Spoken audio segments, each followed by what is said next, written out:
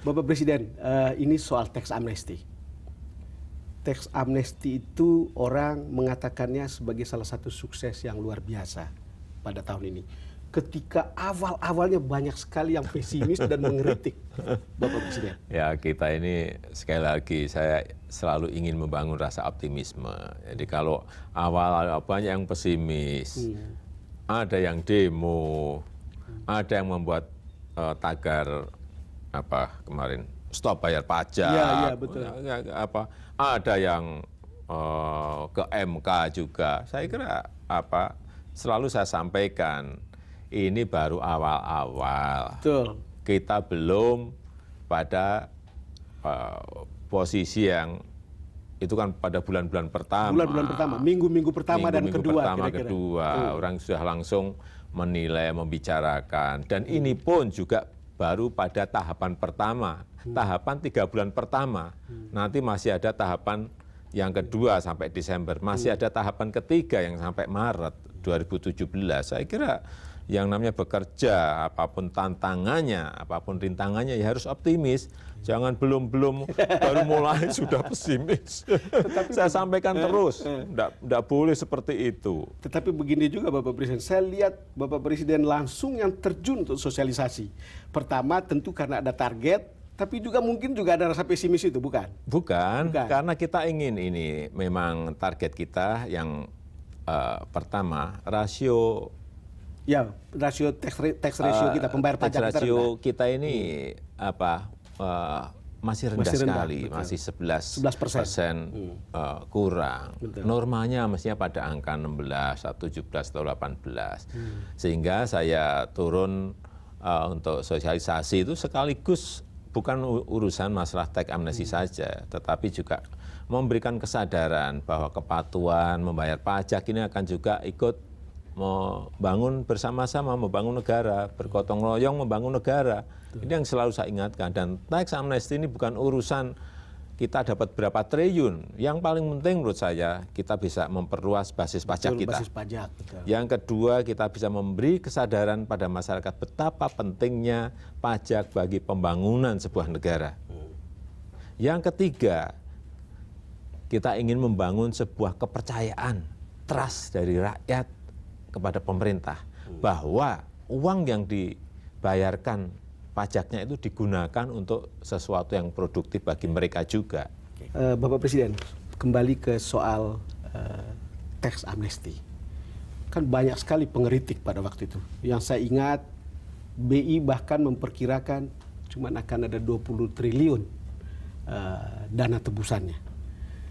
Lalu kemudian ternyata sekarang mencapai hampir 100 triliun. Terhadap para pengkritik ini, Bapak bisa bicara apa? Ya, itu sebetulnya kan petanya kan ada. Kemudian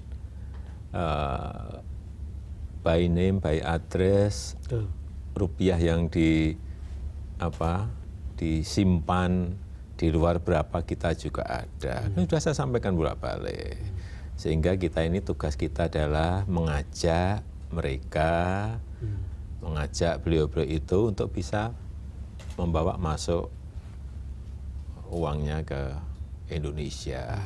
Biasalah kalau menurut saya ada yang pesimis, ada yang mengkritik. Saya kira ini menjadi menjadi lecutan kita dan di keuangan, di Ditjen Pajak untuk bekerja lebih baik. Saya kira kalau saya sampaikan apa adanya, kalau ada pelayanan yang kurang baik ya akan kita perbaiki. Kemarin ada misalnya peraturan Menteri Keuangan yang kurang, terakhir mengenai SPV itu, ya sudah kejar 2 hari, disiapkan, kemudian bisa diselesaikan. Karena memang kita saya ini kan terbuka sekali, ada masukan kita olah, kita putuskan, ada masukan input, kita olah, kita putuskan.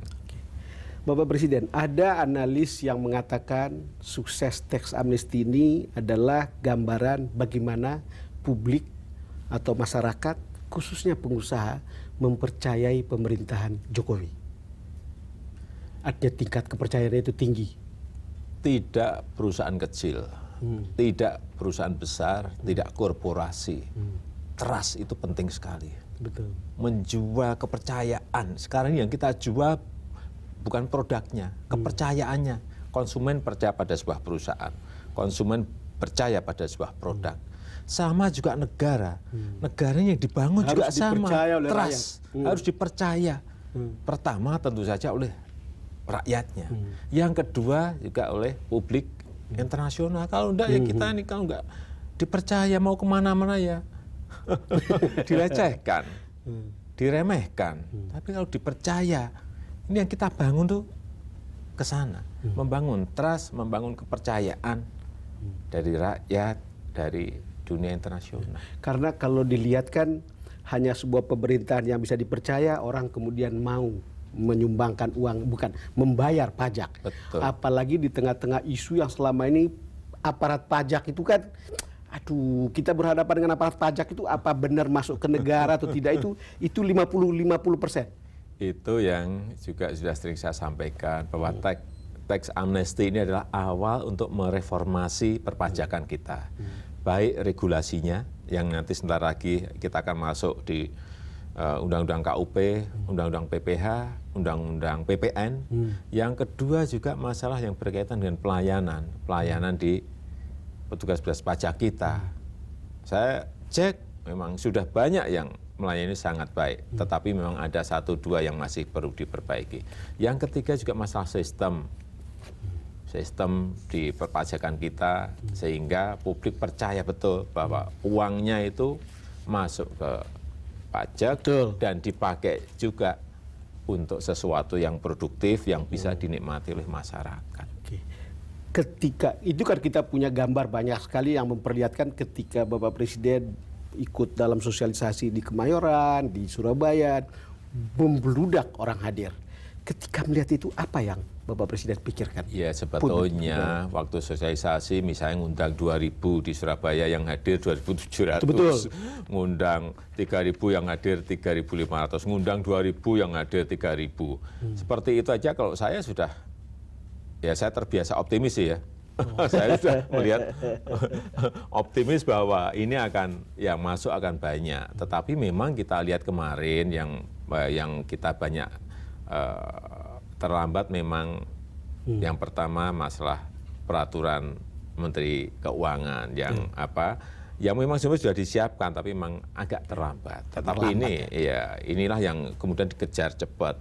Saya kira kecepatan seperti itu yang juga memberikan sebuah poin penting bahwa suara yang ada di bawah, suara dari pembayar pajak, wajib pajak itu didengar.